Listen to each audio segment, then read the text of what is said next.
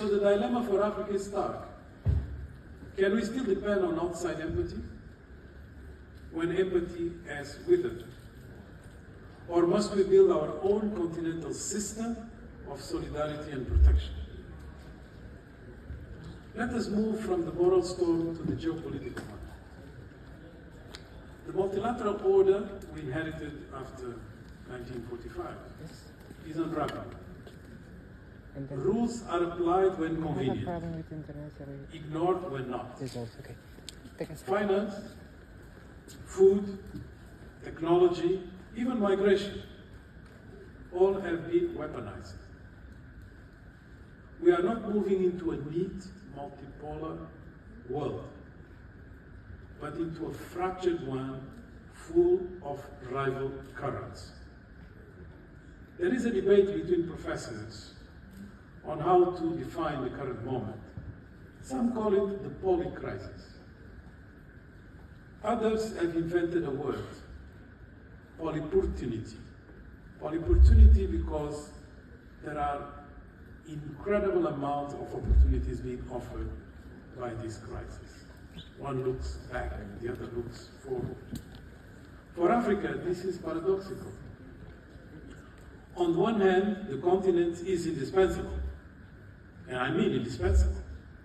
By 2050, 1 in every 4 people on the planet will be African. Africa holds nearly a third of world's minerals that are necessary for the green transition.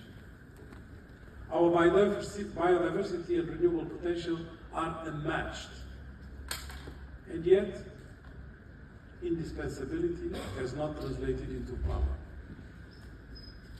Africa is now invited to sit at the G20 table as African Union. But being at the table is not the same as choosing what's in the menu. Too often, rules are written elsewhere, and Africa is left to sign in the dotted line. The dilemmas here are sharp. Symbolic inclusion or real influence. Collective leverage or temptation of bilateral deals that weaken us. Opportunity in multipolar rivalry or dependency dressed up as partnership. The truth is that Africa cannot afford to be merely reactive. The continent must move from adaptation to assertion. That means demanding reforms of a global financial system that punishes Africa with the world's highest borrowing costs. It means pressing for climate finance that moves from empty pledges to actual delivery. And it means claiming space in the regulation of new technologies before the rules are locked without us. We can no longer drift with the current geopolitical waves. We must row with purpose. But let me turn to disruption. For a long time, disruption was seen as a shock, a drought, a crisis, a coup. Something abnormal, after which normality would return. But that world is gone. Today, disruption is our operating system. The storm is not coming and going. The storm is here to stay. That has deep consequences. If disruption is permanent, then waiting for stability before moving ahead is a false horizon. Stability as we once imagined it will not return. The task is different. To build systems that thrive in turbulence. That requires a mindset shift. Governance. Governance must become anticipatory, not reactive. We need states that don't just clean up after the flood, but plan as if the flood is certain to come.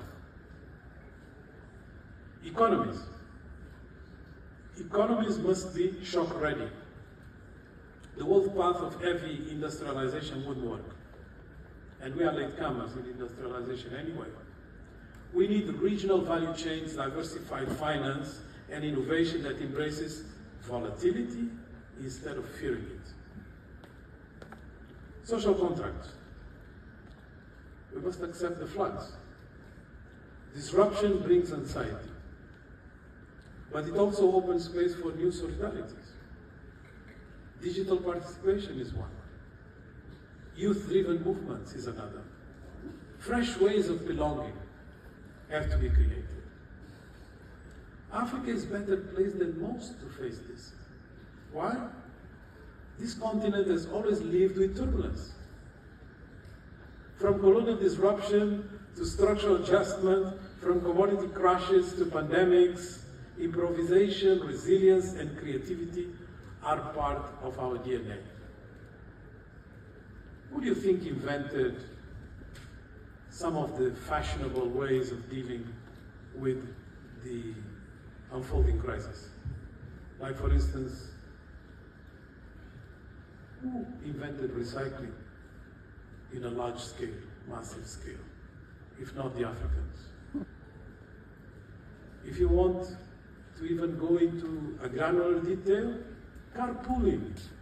Who has been doing carpooling for centuries? Africa is better placed than most. So the question is not whether disruption is a threat or opportunity. It is whether Africa can institutionalize disruption as its operating system, governing as if the storm never ends, because it does not. That would turn what others fear into a uniquely African advantage. We are the best with resilience.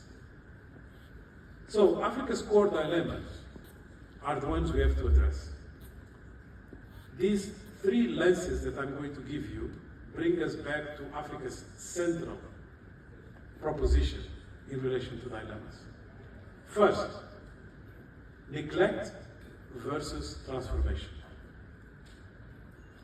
How do we respond to urgent crises like Sudan without losing sight of structural change? This is a dilemma. Second, presence versus influence. How do we turn seats at the table into the power to shape the agenda? And then third, coping with shocks versus thriving in turbulence. How do we move from survival mode to making disruption our strength? These dilemmas have no easy answers, but they force us to choose clarity over drift, courage over hesitation, imagination over routine. Africa has never known calm seas.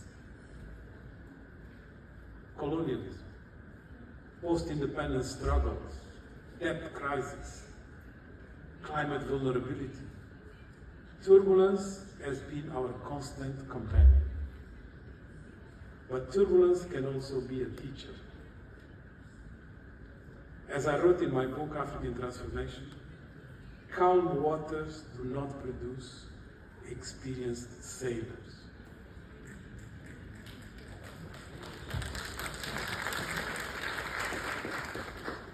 Africa's sailors are unique. Africa's sailors have never had calm waters. Perhaps that is precisely why we are best equipped to navigate the storms of this century. So let us not wait for the storms to pass. Let us chart the course through it and make turbulence the crucible of Africa's renewal. Thank you.